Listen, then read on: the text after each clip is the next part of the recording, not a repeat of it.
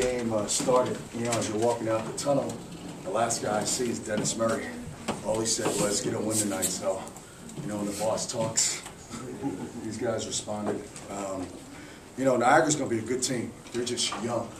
And I think this was the first time since I've been here that we've played an opponent that was as young as we were, or younger. And I've been preaching that for 2 years. Some people don't want to hear that, but that's the truth. We've been going up against teams that are, seniors, upperclassmen, and finally we got a chance to play against a team that's got as many freshmen as we do, and they took advantage of those guys. And that's what this league's about. We just got to hang in there, and our turn and time is going to come, and we were just a better team tonight. Usually you guys know when I come up here, when we don't play well, I say that. We were the better team tonight. And I'm proud of these guys because they played like they were the better team tonight. Chuck, you and I talked yesterday about just getting that first win, get the monkey off your back. How's it feel, 10 minutes after it happened, how's it feel to finally get all that history behind you? I'm happy for them because it's not easy being 18, 19, 20 years old in today's day and age.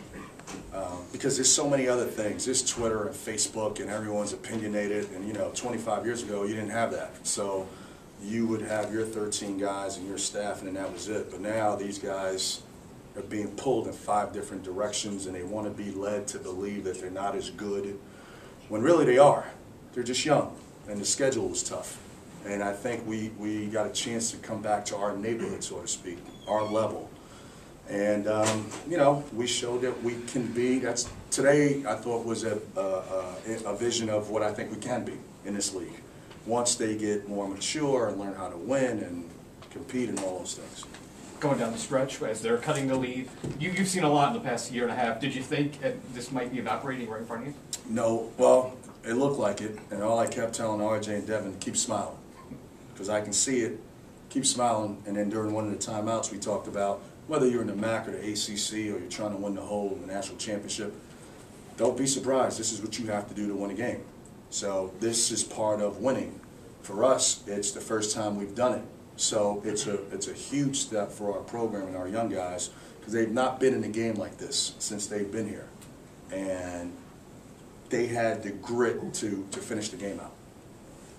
Coach, last year you talked a lot about wanting to run the fast break, and a lot of times you got stuck trapped. In this game, you guys were really able to get out early in the game and get some fast break points. What changed between this year and last year and your ability to do that? Well, honestly, we experimented a lot with the preseason NIT. You get 4 games, and then, people are asking, well, what's going on with your rotation? You got 100 things going on. That's what the preseason NIT is about for us. For Villanova and the bigger teams, they're trying to get 4 wins and go to the Garden. I'm trying to win them too, but really it's an opportunity to experiment. Play Peter Princeton with Adam Kemp, play Peter with Melnick Watson, play a big lineup, small lineup, and then hopefully when you get to league play, you can start figuring things out. And we saw something in practice, and Candon and Rusin kind of mentioned, hey, that's not a bad lineup, Coach, the quicker lineup. And that's what we went with, and it was pretty good tonight. Coach, last week you talked about against Irvine, a tentative team out there. We talked a little bit about deer in the headlights. So tell me what happened from that loss to this game, because it was a completely different team that you saw tonight in the first 10 minutes. Well, I think we had more ball handlers on the floor from the very start. So now you got Sam Prescott, Candon, Rusin, R.J. Hall, and Jay Bowie. So you got 4 guards, really, although I played Jay at the 4 today. He's a guard. So now if you try to pressure Sam, he just reverses it to Candon. You try to go at Candon, he gives it to Jay Bowie. So that allows our offense to move a little quicker. When you play the bigger lineup, which we've experimented with, 2 of your 5 guys can't put the ball on the floor, so it slows you down. You don't look as good. You can't reverse the ball. You look sloppy. So that's what we did. We just said, let's go with a small lineup. But to be quite honest, our staff knew in our hearts way back in September that when we got the MAC play, we were going to go small. But let's experiment and see what it would look like against Nova with the bigger guys. And I think it's beneficial for Adam and Peter and Anel, the kids who started 1 or 2 games, because God forbid someone gets hurt or foul trouble. Peter Princeton feels like, hey, I can do this. I started 2 games early. Now Alexis started 2 games, so if you need him Sunday, hey, he can play. And I think that was part of our thinking as you're going through this whole process a little bit.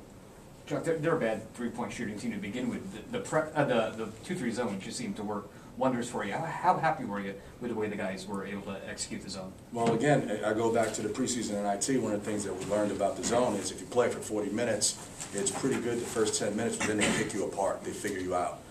So, we experimented and said, hey, let's go makes, we're going zone, or misses, we go man-to-man and change the pace and keep Anthony Nelson on his toes a little bit, and we pressed a little bit. And it worked tonight. It worked because I thought at times there was some doubt on their part. Candon and Sam, what was it like for you guys tonight in front of a nice crowd to give these fans something to cheer about? I'll go. I mean, everything. I mean, the fans help a lot. Last year they were behind us too. Even the Red Fox Club, a lot of those people were there. But tonight, I mean, you could just feel the energy from everybody in there. That helps a lot, believe it or not. Everybody making noise. Last night we had a pep rally, a good turnout for that, and it was good that everyone came out and support us. Same like my teammate said, it just feels good. You have people supporting you. You feel like you can go play harder for them. Play hard for yourself, but just play hard for them because they come out every night. Come see us.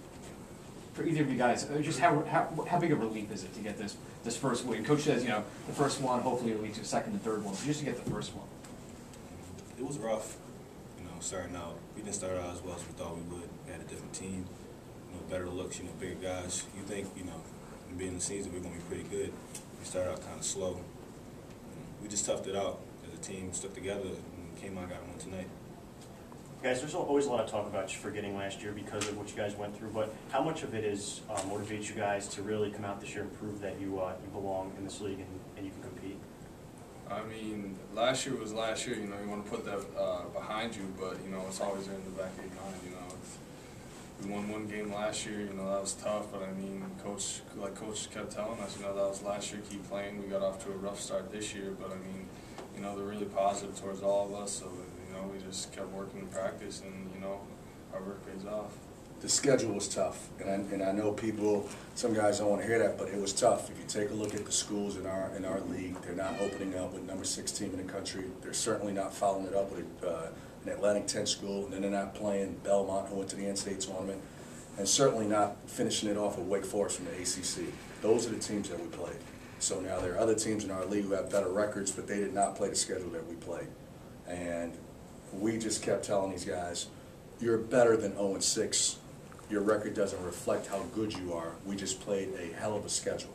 And again, I would challenge people to look at other people's schedules. They're not even remotely close to what we did the first 6 games. And they were all on the road, for the exception of Irvine last week. Guys, any other questions? Candon, earlier Coach mentioned that in practice you suggested the quicker lineup that you guys ran with tonight. What gave you the confidence as a player to suggest this to Coach? I mean, just the relationship between me and him, and actually him and everybody else on the team. He's a great coach. He makes you feel comfortable. You can go to him with anything, whether it's basketball or not basketball.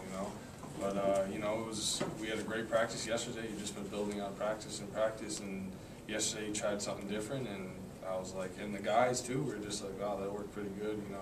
We had a lot of fun in practice. We're getting fast break points and everything in practice. So I was like, called me up and we talked, and he said we'll probably go with that, and we did. Coach, what do you think down the stretch allowed Niagara to make it a closer game? Desperation. They're trying to get back in the game. They're going to foul. They're going to try to disrupt you as much as they can. That's how you get back in the game. They're just trying to run at you. And now you got to make good decision making, make some good decisions. I thought, honestly, some of the calls were a little questionable. I usually don't, but talk about that. But some of the calls were, like wow. It's an 18-point game, and then within 3 minutes, you got a charge at half court. We got a foul on Adam Kemp. But I give them credit too. Joe Mahalik does a good job. He's been around for a long time. He's been in this situation before. He got his guys to rally and make a last run, and we just were able to pull it out. Do you attribute any of that come back to maybe not being in this position ahead at that point? No, absolutely. It was a big step for us because we've not been in this position before, so you don't know how to react. Simple things, taking the ball out, execution, meeting the ball. Those are all things that you can talk about and you try to simulate in practice, but unless you've lived it, And one of my coaches, Tyrone Weeks, actually said it during the game with like 2 minutes left. They just got to win the game, Chuck. You can't do it for them. I'm standing there. He's right behind me. He says, they just got to learn how to win this game. Because it don't matter what you're going to do. They just got to pull it out on their own. Which I was glad that they did, because now they feel it. They sense it. And there's nothing I can tell them to make them feel how to win. You know, it's hard to share that with other people. Unless you win, you just don't know how to do it, you know. And they did it well tonight. One final question for me, anybody? See you Sunday.